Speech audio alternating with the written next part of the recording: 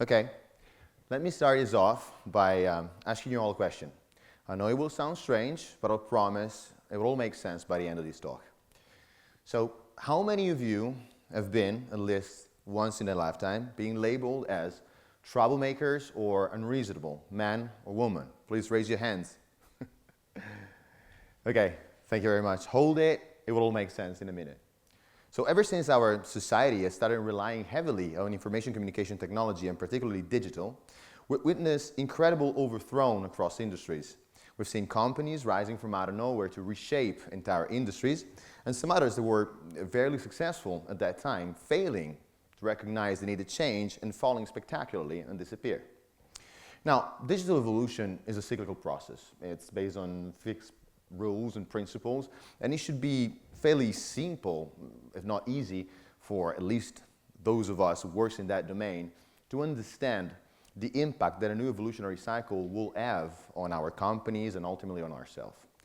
But yet, this rising and falling goes on and on and on. So after more than 11 years spent working with hundreds of companies, in that precise moment of the needed change, I started asking myself, why do we fail to innovate? Is that a common pattern to successful innovation? And what are the dimensions of innovation? Typically, when we talk about lack of innovation, we tend to label it as lack of creativity. But is that true? And even better, is creativity really considered an asset in our society and among our companies? Despite what we might think, practically every study on education from 1948 to basically yesterday give us a very precise and possibly different picture. Creativity might not only be not rewarded, but actively punished. Teachers seem to prefer other qualities such as conformity and unquestioning acceptance of authority. And they tend consistently to discriminate highly creative students, labeling them as troublemakers. Now, I'm not saying our teachers, educators, professors are trying to sabotaging our society. I'm saying that all in all, our culture is far more centered on success in terms of money, power, status, reachable through conformity and consensus, rather than on unique innovation that ultimately make our life much better. What happens is that the more we value that kind of success, the more we are afraid, and most of the time terrified, particularly in Italy and Europe, of failing. And when we are afraid of failing, two things happen. We stop believing it's possible, and we don't even try. And this obviously has an impact on our companies and our society, because 85% of professionals, over more than 40,000 professionals interviewed, confess that whenever they have a new idea regarding their business, they tend to keep it to themselves, not to, being labeled as troublemaker or rocking the boat. But maybe, those ideas weren't great. Maybe we're not losing that much. Wrong again. Another study on thousands and thousands of ideas on new products, services, and ventures invented by the same professional tell us that 87% of them were completely unique and worth interest. So we can start doing the math. If 87% of the ideas are unique, but 85% of people don't speak up, we can start seeing where the bottleneck of innovation might be. The problem doesn't seem to be idea generation, but rather idea selection. And this is fairly natural. Let me explain.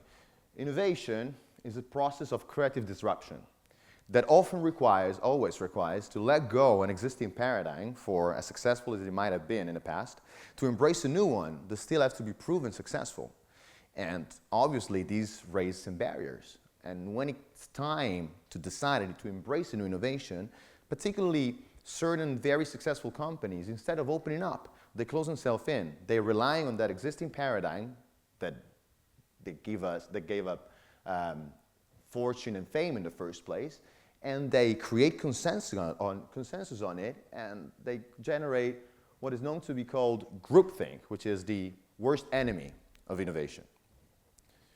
In other words, companies, they tend to evaluate innovation through the lens of an existing paradigm. And that's, as you can all understand, is a contradiction in terms. Let me give you two examples on this idea selection process that went wrong.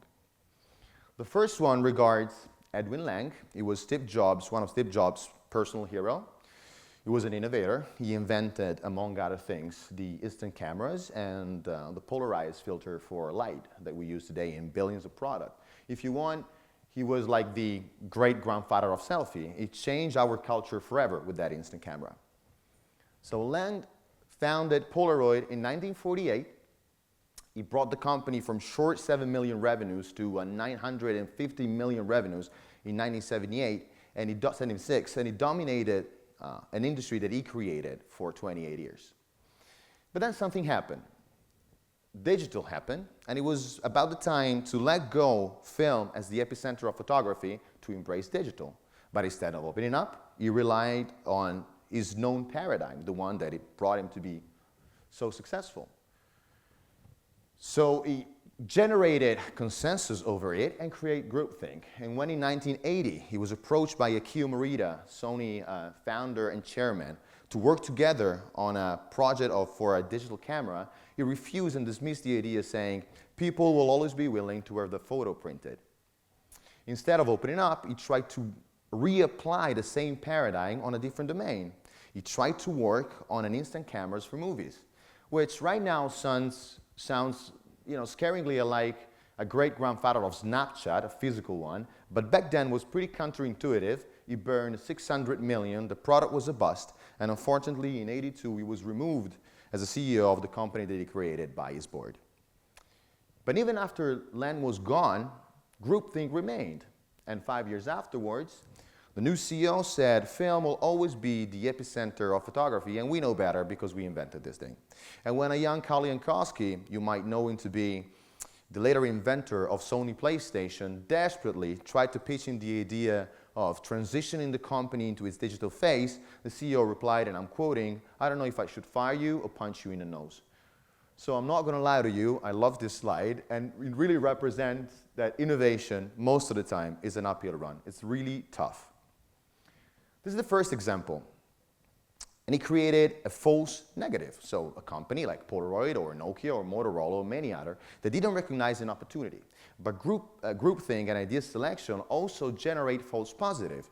And this is the second example regarding these two gentlemen, Steve Jobs and Jeff Bezos, two of the brightest minds of our generation, or of any generation for that matter, to great lateral thinkers, innovators, and entrepreneurs that fail spectacularly in predicting the future of a product that they define the second biggest thing after internet, and a product so cool they would have had cities built around it. The product was this one, the Segway. It was released in 2001. It was supposed to be selling at 30,000 pieces a month, but after 21 months and not even 6,000 pieces sold, the company decided to recall their product for engineering problem. So why Jobs and Bezos, despite being so brilliant, got it so wrong with the Segway? It turns out that there are three fundamental dimensions of innovation, and they all need to play together. The first one is width, the second one is depth, and the third one is volume. Width regards lateral thinking and how broad and diverse our mindset could get when approaching a fact, a problem, or an opportunity. How different we might think, right? And this is not just philosophy. Albert Einstein discovered relativity not by running experiments that were never attempted before, but by rereading and rerunning existing experiment with a different mindset. He was thinking of, imagining of chasing a beam of light. And the good news is we don't need to be Albert Einstein to be great lateral thinkers. It turns out that we can ignite our ability, trigger our ability to innovate and to lateral thinking by doing concrete things, like immersing ourselves in different domains, like living abroad for a few years, or even better, by nurturing our love for art. And I know it sounds too cool to be true, but another study on every Nobel Prize winner for science from 1901 to 2005 showed clearly that the biggest and basically only difference between those great accomplished scientists who won the Nobel Prize and those who never did was not the knowledge of their domain, but was indeed how active they were in art. So I'm telling you, if you're a scientist and a magician or some sort of performer rocking the stage, you have 22 times more chances of winning the Nobel Prize. And the same result was shown when every great entrepreneur in Silicon Valley was assessed. art really seemed to be at the beginning of lateral thinking and innovation. But the entrepreneurs, the scientists, and Einstein tell us a story also of the second dimension, which is depth, how well you know your domain. Meaning, in order to make the most out of your lateral thinking, you better be sure that you know what you're trying to innovate, otherwise you will get it wrong. And this was probably the main problem with Jobs and Bezos regarding the Segway. They might have been and be great entrepreneurs and lateral thinker, but back then they didn't know enough about the domain they were trying to innovate, which was travel and transportation. Third dimension, perhaps the most important of them all, volume, the amount of action that we take towards innovation. Now, we all know that there's a trade-off between quantity and quality. That in order to achieve extreme quality, we need to quit, fool around, and focus on that one thing again and again and again till accomplishment, perfection, right? Wrong.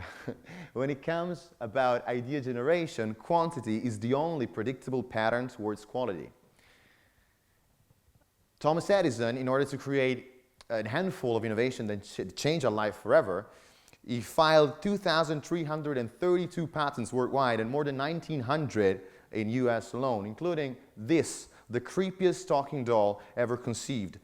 And luckily for Mr. Edison, or for any one of us, history doesn't judge you for your failure or for your lows, it judges you for your highs. And I'm not just saying, and the list, goes on and on and on. Look at Land, 533, still the second in history of US, for two great inventions. And what I'm saying is not that innovation is a number game, so the more you try it, the more chances you have it to get it right one. But exists a positive correlation between the quantity of your action and the average quality of your output. In other words, you will reach your highest quality in the period in which you are more active. If you want to know that point on the left is Wagner, and he pulled it off because of propaganda and regime. That's pretty obvious. And this is so important because when you are terrified of failure, as we were saying, basically you kill innovation. And this is so perverse. If you don't try, there's no chance in hell you can get to a great result. Why am I telling you this and why now? Because right now, and we said before, evolution is cyclical, and digital evolution especially, and we are on the verge of a new change, of a new paradigm. And this is going to reshape what we know about digital. It's going to be a renaissance, much more closer to what it was its original promises. Internet and digital will cease to be a centralized game for few and will become a much more distributed, participated, and entrepreneurial game for anyone who wants to join. This is called blockchain and IoT. We don't have time to go into details, but I'll be pleased if you wanna reach out, please do. But what I want to tell you is that right now, we really, in this moment on, we really have an opportunity to make a mark towards a better world. Not to work just for wealth, but for prosperity, for a bigger good, a greater good. And now, like never before, our ability of innovate and to innovate will draw the line between those who rise and those who fall. And all we need to do is to debunk some dysfunctional belief. The first one being that innovation, it's not a stroke of genius. It's a process. It's something that you can trigger, nurture, and make part of your culture, and even share. And look, there are thousands and thousands and thousands of ways in which this can be done. And thousands of program, classes, books. But luckily, they all rely on few very simple values and principles. Question the default. Immerse yourself in different domains. Find new paradigm and point of view. Welcome criticism, because it's only through criticism and radical collaboration that we can kill groupthink. For the companies, don't hire based on cultural fit. You will listen, you will hear it so much from now on, like cultural fit. Hire based on cultural contribution, because repetition might make a perfect process, but it never makes new. And most of all, try stuff.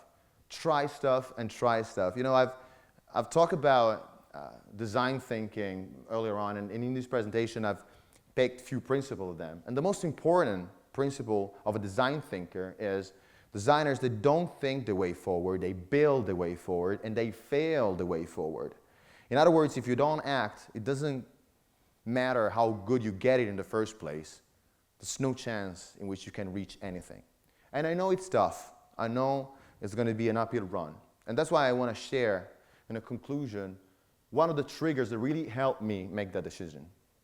And this goes back on the unreasonable men or women that I've asked before. And it's from George Bernard Shaw. He says that the reasonable man is the one that adapts himself to the world. And the unreasonable man is the one that persists in trying adapting the world to himself. And therefore, all progress depends on the unreasonable man. Thank you very much.